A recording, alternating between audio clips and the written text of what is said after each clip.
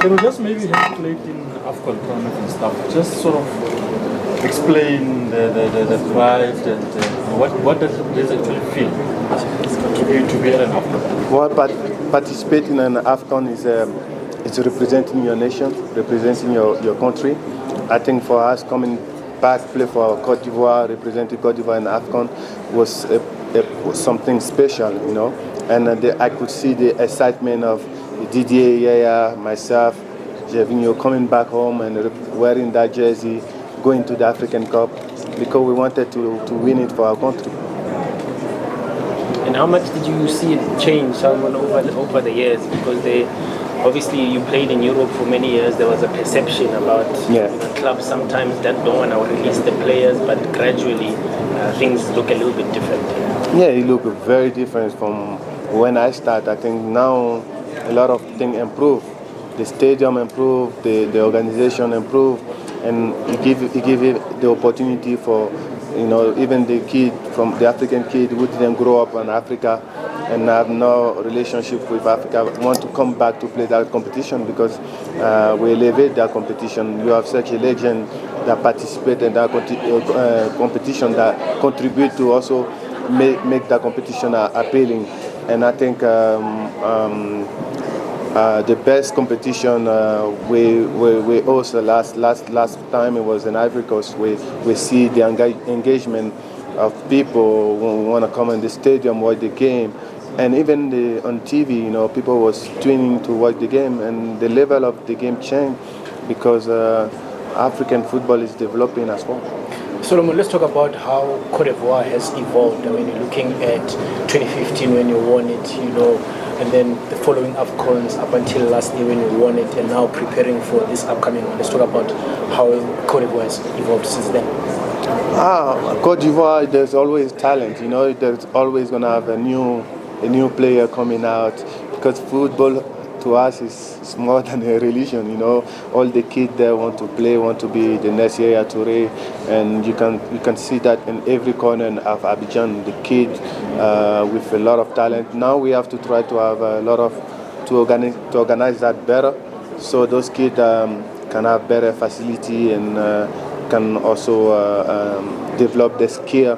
And I mean that's the only difference we have with Europe. I have the chance to live both worlds. I went early, super early, and final. Then I can tell you the only thing that stands between those two continents is the infrastructure. And I hope with the partnership today, with all the view, we can bring that to African football because we know that the talent is there.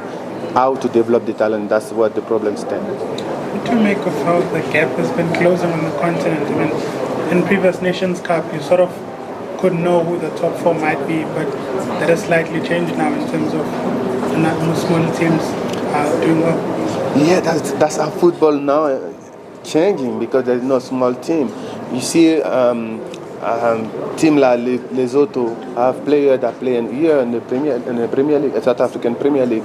Maybe we don't know them, but they have the quality. They playing there. So when they go back to national team and they play in Ivory Coast, people expect Ivory Coast to win 3-4-0, but those are talented players.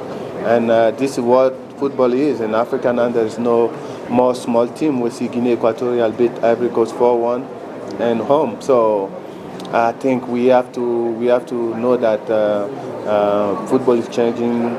Every country try to bring the best program for the youth, and that's how we're gonna one day probably win the World Cup. Take the last question. Who do you think will which sort of countries are you looking for to really push? Well, it's very difficult to say because, like the previous question, there's no small team. So I want to say the big countries, the Nigeria, the Ivory Coast, the Morocco, but there's always some surprises. I think South Africa is coming back. They're doing very well. They qualify for the World Cup. I think the Bafana Bafana getting back to the level that they usually show us. I mean, we know football here is big as well, and you have big clubs with a big program for youth, academy. You know, it starts with the youth tournament. That's how you develop your local football, and I think that South Africa is doing that very well. And I won't be surprised to see them so far in the AFCON, because last AFCON they played, they did very well. And Ivory Coast, they was one of the surprising team in the competition. So I'll be putting my money on South Africa, because they can be they can be the surprise of the competition. Squeeze in one last question from The partnership with CANAL Plus and CAF becomes very important, because now more people can get to enjoy the African game, and also as a precursor for the World Cup, so more children get to be inspired. What do you think about the partnership? Oh, great.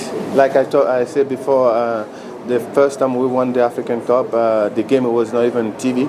So I know how important it is to inspire the next generation, because staying at home, watching those kind of games with your brothers, your parents, your friend, it's an impact that people cannot imagine, because you see your country, you feel part of them, and you support them. And I'm very glad about that partnership, because it will give the opportunity for even not only in Africa but across the globe. We see how African football is involved. And how African football is getting better. I think the president of CAF is doing a great job to bring in sponsor and to the competition, because that's how you're gonna show that we're not only talented, but we can also come together and create a great event. Thank you.